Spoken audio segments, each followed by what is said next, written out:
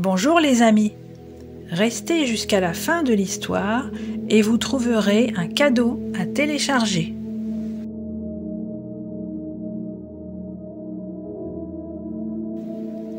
Loi d'or. De ce conte rapporté par les frères Grimm, on retient surtout l'étonnante farandole qui se forme derrière le héros et son noix magique. Cette histoire est une leçon de vie qui nous dit qu'il faut savoir saisir sa chance. Dans un petit village vivait un pauvre paysan, sa femme et leurs 3 fils. Les 2 frères aînés s'entendaient bien, mais ils n'arrêtaient pas de se moquer de leur plus jeune frère. D'ailleurs, ils l'appelaient toujours le bêta, parce qu'ils le trouvaient bête. Un jour, l'aîné part couper du bois avec son pique-nique. Dans la forêt, un vieil homme, vêtu de gris, surgit d'un buisson et lui demande « Peux-tu me donner quelque chose à manger, s'il te plaît ? J'ai si faim !»« Pas question, va-t'en !»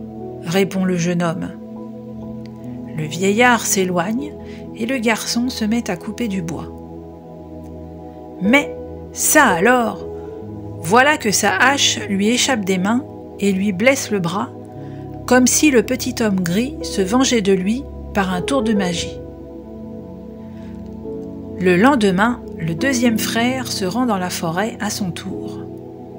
Lui aussi rencontre le vieil homme en gris et, lui aussi, refuse de lui donner à manger. Or, dès qu'il commence à couper du bois, sa hache se met à voltiger comme si elle était ensorcelée, et elle vient se planter dans sa jambe.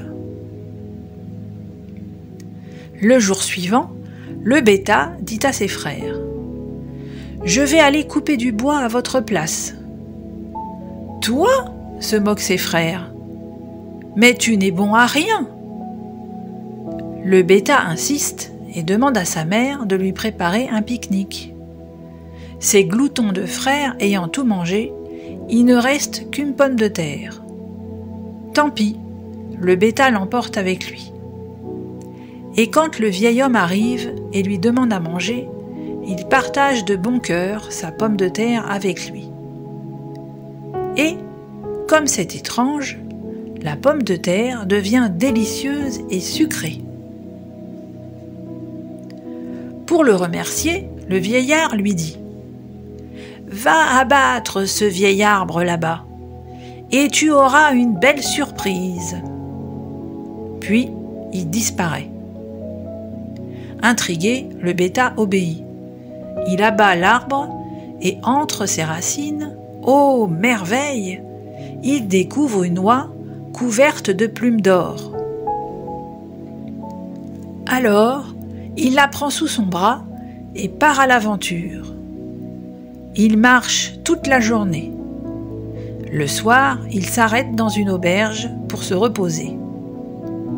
Comme il n'est pas méfiant, il montre fièrement son noix d'or à tout le monde et avant de se coucher, il la pose simplement à côté de son lit.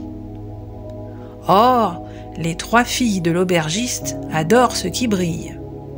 Chacune se dit « Je chipperais bien une plume de cette belle oie d'or. » À minuit, la première entre à pas de loup dans la chambre du bêta. Elle pose sa main sur l'oie et pouf, ses doigts y restent collés comme par de la glu.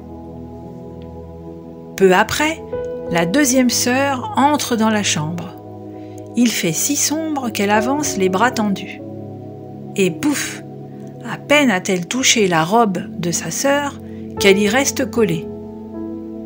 Ensuite, la plus jeune sœur entre à son tour. Ses aînés ont beau lui crier de ne pas s'approcher, trop tard, la voilà collée elle aussi. Du coup, les 3 filles passent la nuit dans la chambre du bêta.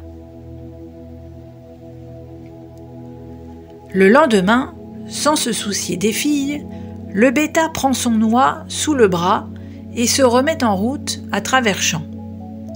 Un curé passe par là et voit les 3 filles qui galopent derrière le garçon. Indigné, il s'exclame « Coquine, vous n'avez pas honte de courir après ce garçon? Laissez-le donc tranquille !» Évidemment, les filles ne peuvent obéir. Alors le curé se lance à leur poursuite. Il attrape la dernière par les cheveux et pouf, il se retrouve collé à son tour.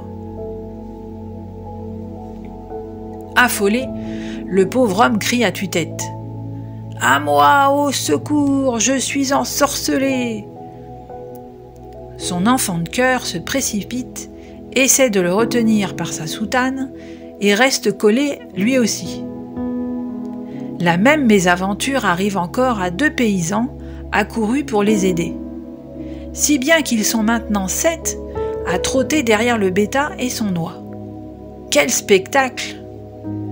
Quant au jeune homme, il poursuit sa route comme si de rien n'était. Bientôt, la drôle de farandole arrive dans une ville étrangement calme. « Que se passe-t-il ici ?» demande le bêta. « La princesse de ce royaume est atteinte d'une maladie terrible, lui dit-on. Elle ne rit jamais et son père, le roi, en est si malheureux qu'il a promis sa main au premier homme qui saura la faire rire. » Le bêta a bien envie de tenter sa chance. Alors il se présente au palais et demande à voir la princesse. Comme d'habitude, la jeune fille est assise sur son trône, à se dire que la vie n'est pas rigolote du tout. Mais quand elle voit surgir le bêta, suivi des 3 filles, du curé, de l'enfant de cœur et des 2 paysans qui trottent derrière lui, elle trouve cela si drôle qu'elle éclate de rire. Étonné, le roi accourt pour voir ce qui se passe. « Bonjour, Majesté, » dit le bêta. « J'ai réussi à faire rire votre fille. Vous devez donc me la donner en mariage. » Le roi regarde le bêta et trouve qu'il a l'air bien pauvre pour épouser sa fille. Alors il réfléchit et déclare « Pas si vite. D'abord, tu dois me trouver un homme qui soit capable de boire les 100 tonneaux de vin qui sont dans les caves de mon château. » Le bêta se dit « Pas facile. Et si j'allais voir le petit homme gris ?» Zou, il court à la forêt.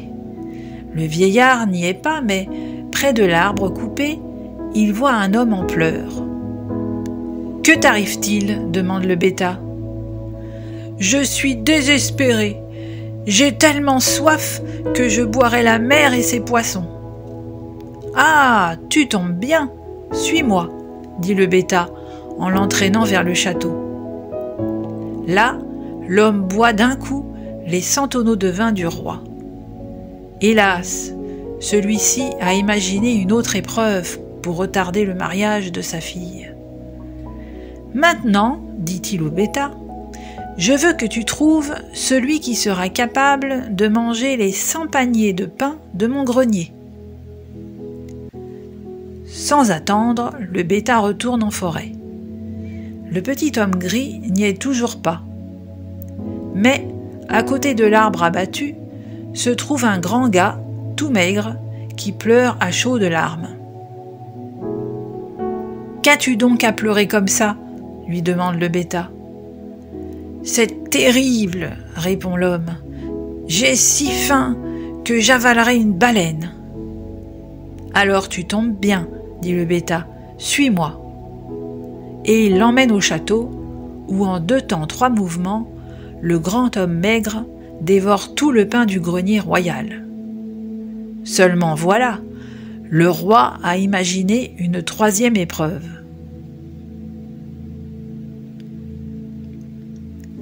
« Mon royaume est traversé par de nombreuses rivières, » explique-t-il au bêta. « Je voudrais un bateau qui soit capable d'aller sur l'eau et sur la terre. Quand tu me l'auras trouvé, tu pourras épouser la princesse. » Le bêta retourne dans la forêt. Cette fois, le petit homme gris est là, assis près de l'arbre.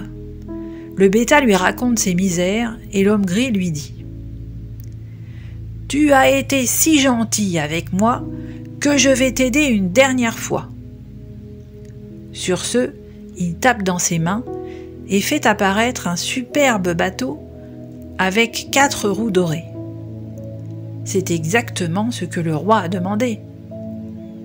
Quand le bêta arrive au palais, à la barre du navire, il s'exclame « Majesté, voici le bateau que vous aviez demandé.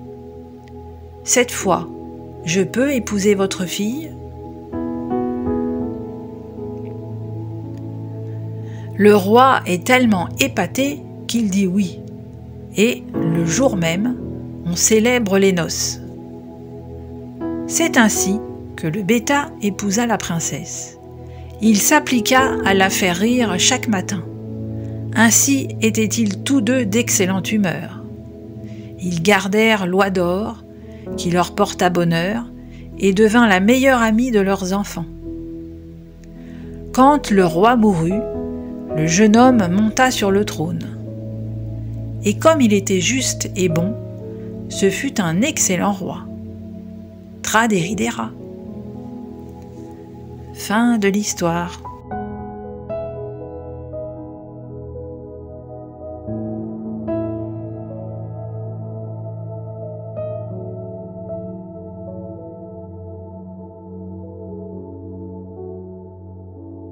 Et pour ne louper aucune histoire, vous pouvez vous abonner à la chaîne, activer la cloche pour être informé des nouveautés et mettre un pouce en l'air.